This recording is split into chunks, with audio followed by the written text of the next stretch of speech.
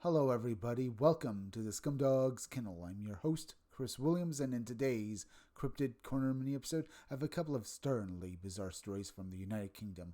One, a haunted Avenbury church, and another, a Scottish Bigfoot encounter. Let's get into these articles and have some fun. We'll start off with the haunted church at Avenbury, a phantom organist that still plays after dark, and read all about this haunted religious site, folks. Let's get into it now.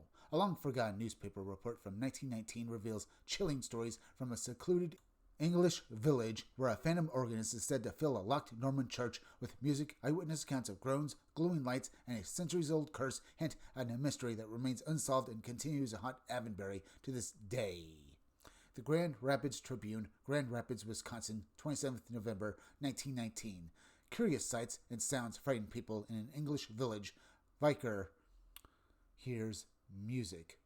Mysterious will-o'-the-wisp lights frighten a volunteer band marching by the church is of Norman architecture. Now, folks, at first I wasn't sure while reading this article, but this article details an American newspaper running this story on a haunted English church, folks. I just wanted to clear that up if you aren't, sure exactly where this church is, folks. But be sure, this church is in Avenbury, England, folks. I just wanted to say that one last time. But let's continue with this article. Hereford, England, the small village of Avenbury, nestled in a secluded valley of Herefordshire, is said to have a haunted church. The church, dating back to the Norman period, has given rise to numerous tales about its ghost, which have become household stories. Among the various ghostly encounters, the most astonishing is that of a spirit believed to play the church organ. Indeed, folks. Apparently even the vicar heard this ghost playing the organ, folks. So, a vicar is a high member of the church. Usually, I think maybe the priest of that particular church, but I'm not sure. But if a vicar says he's hearing something like this, folks, you can be for sure he's basically telling the truth. No matter if you basically trust the church or not, folks, you have to basically trust this guy's word, at least somewhat, because he is rather high up in the church itself. So, this guy says he heard this thing? I'll tend to lend him an ear. Because we're having this guy say it, folks. Either way, let's continue, and maybe we'll hear more about this vicar hearing about this ghostly music.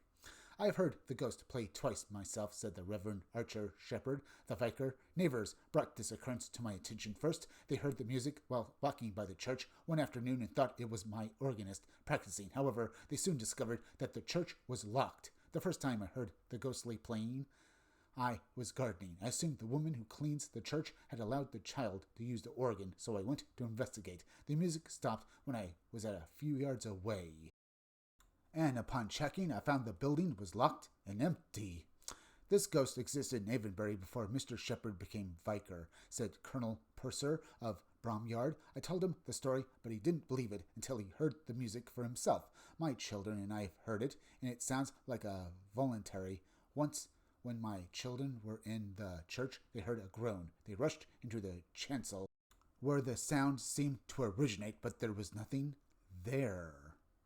And of course, there's also been will-o'-the-wisps, the mysterious lights that some people say are either fairies or maybe spirits of the dead, folks. So let's read about these as well. Mysterious will-o'-the-wisp lights have also been reported, and a volunteer band marching by the churchyard was frightfully startled by these apparitions. Avenbury Church has always had a ghost in the Middle Ages.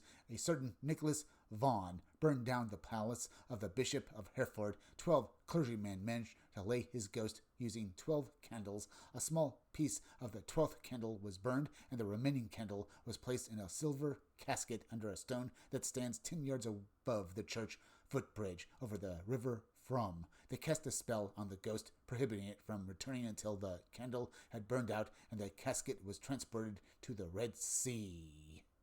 Well, that indeed was interesting, folks. That last bit of an article seems to have gone into the folklore around Avenbury Church about banishing this spirit.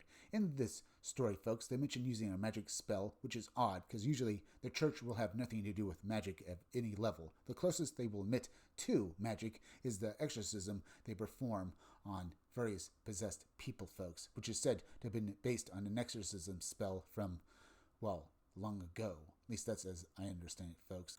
An interesting detail to an odd story indeed, folks. But let's now move on to the next article. Hairy hominid encounter near the Tye Road Bridge, Scotland, where there was a previous report. And that's something you don't expect to see, folks. Bigfoot in Scotland, because you don't expect to see him there. But there have been reports of wildmen and hairy hominids for centuries in the United Kingdom, folks. But let's read the article now and hear all about this Scottish report. In the early hours of August 2005, a former civil servant driving home along the A92 near Fife encountered something he describes as far from human just off the Tye Road Bridge. His headlights illuminate a figure that still haunts his memory over a decade later. This report adds an intriguing Scottish chapter to the global phenomena of large hairy hominid sightings. Let's get into the actual article now. After navigating the 5 roads roundabout, I was proceeding home on the A92 when my headlights picked out what I thought was a man standing by the left-hand side of the road. As I approached, the figure stepped out in front of my car, and I naturally brought it to a halt to avoid hitting the individual. This person was a large, hairy, ape-like creature that turned to look at the car as I approached. Its eyes shone very noticeably, and it crossed the road in about 3 enormous strides. I felt uneasy, but I brought the car to a stop and put the window down. I could hear something like crunching as something clearly moved through the forest, but I had no torch to shine towards the sounds. There was an unpleasant odor in the air, and I got a feeling I was being watched as everything went very quiet. This is and are details we've read about before, folks, in other stories, where people notice these creatures move off into the woods and hear crunching, but sometimes they also feel like they're being watched and not at all safe. But let's read on, folks, because this is certainly a startling story. I then continued home. Thinking back, this individual was well over 7 feet tall and a dark brown color. Its hair was of reasonable length. I've never seen this again anywhere in Scotland and only confided in my partner. I know unequivocally what I saw, and it still is clear in my mind as if it happened yesterday. I worked as a civil servant for many years and experienced some crazy stuff, but I must admit that this was a big surprise F. Very interesting, folks. There's also a summary and more information to deal with this story, so let's read this now as well. Summary. Patterns in the report. The description aligns with classic Bigfoot traits: large upright biped, dark hair, glowing eyes, and headlights, quick departure, in long strides, and a strong odor. Witness emotional tone: fear, confusion, certainty. The driver uses firm language: I know unequivocally what I saw, yet reports long hesitation to come forward, indicating psychological impact and possible stigma. Possible connections to earlier or later sightings. Another account from the same Fife Tye area reportedly dates back to 1995 and involves a tall, hairy figure seen on the same stretch of road. This suggests a possible persistent presence in the region.